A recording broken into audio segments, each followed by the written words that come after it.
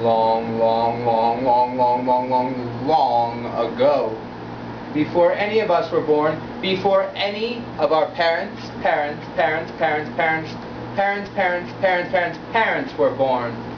We're talking about before once upon a time.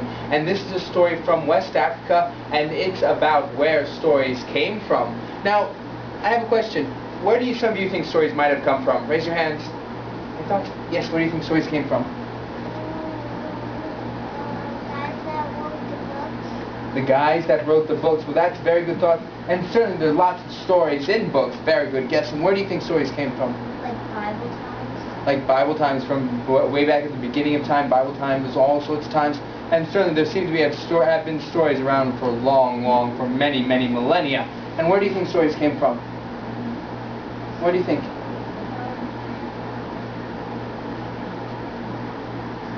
Cavemen? From cavemen. There certainly seem to be lots of stories on the walls. And we have one person, seems like you're trying to think of a story right now, so it might be stories came from our mind, and that's a very good guess as well. And those are all very good guesses, and they all might be sort of right. But this is one story that suggests that once upon a time, before once upon a time, all the stories that ever would be, all the stories that would be in the Bible, all the stories that would be on cave walls, all the stories that would come out of books, all the stories that would be thought up with lots of ums, all these stories were once kept in one box. And this box was kept high up in the sky by the throne of the great Lord of the Sky, Naomi. And Naomi kept this box of stories by him. And one morning, a little bug named Anansi the spider woke up. And he woke up and he yawned and stretched. And then he got to thinking, you know, I really want that great big box of stories that Naomi keeps by his throne in the sky. I wonder if I can trade him something for his box of stories. I should go up and ask.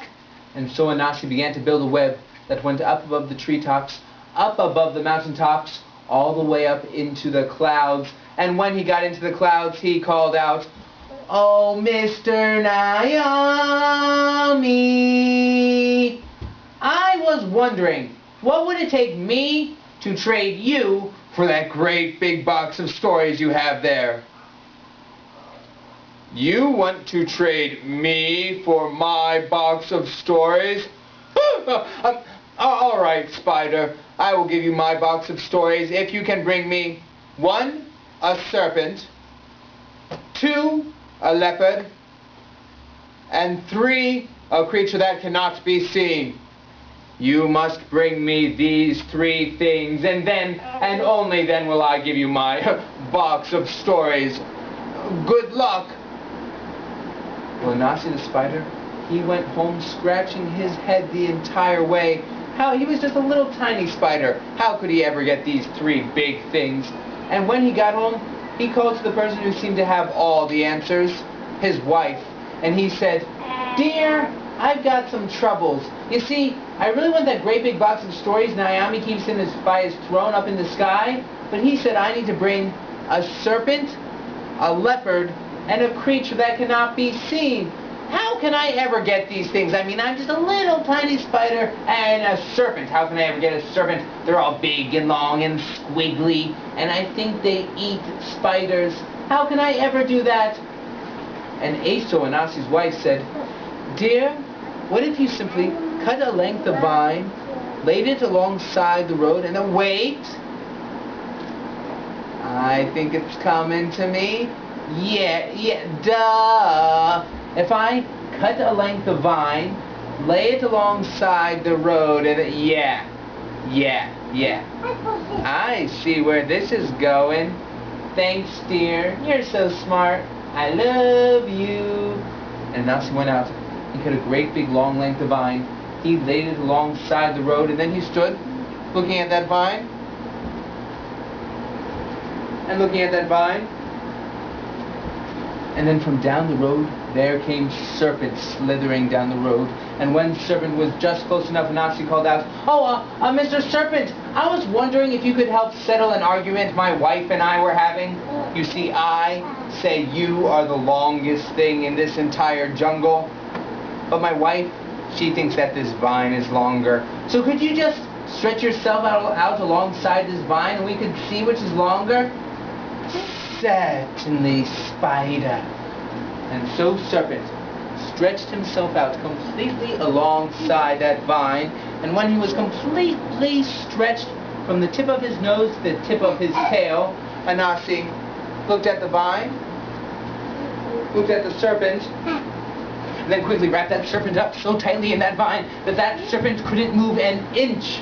And when that serpent was completely wrapped up, Anansi took that serpent, flung it over his shoulders, and he began to build a web that went up above the treetops, up above the mountaintops, all the way up into where?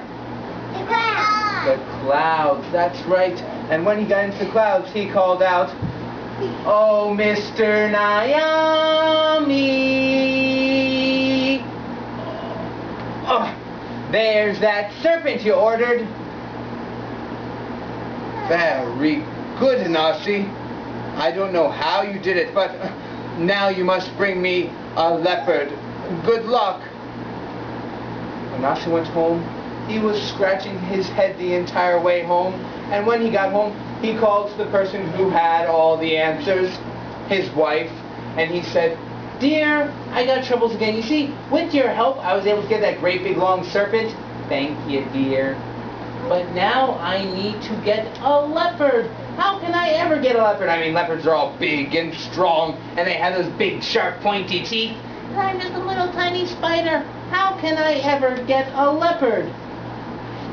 "Dear, what if you simply dug a pit in the path, covered it with vines and branches, and then..." "What if I dig a pit in the path, cover it with vines and branches..." I see where this is going. It came to me. Thanks, dear. You're really, really smart. I couldn't do it without you. Thank you. Mwah. And Anansi went out. He dug a great, deep pit in the center of the path. He covered it with vines and branches, and then he ducked behind a bush and he waited. And he waited. And he waited a little bit more, and then from down the path, there came Leopard bounding down the path, and when Leopard stepped on those vines and branches, Leopard went "Rawr!" and fell right to the very bottom of that pit. When the leopard was at the bottom of that pit, Anansi came forward and said, "Oh, Mr. Leopard, how did you ever fall down that great big pit that was in the middle of the path? That was kind of weird, but maybe I can help you out. Here, grab onto this vine."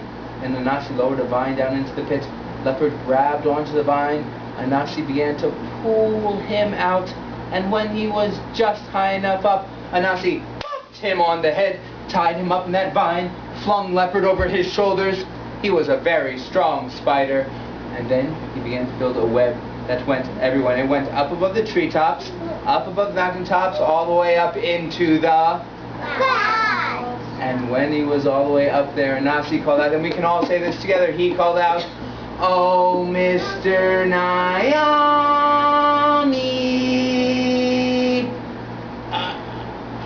There's that leopard you ordered." Very good, Anansi. I don't know how you do it, but now you must bring me a creature that cannot be seen. Good luck.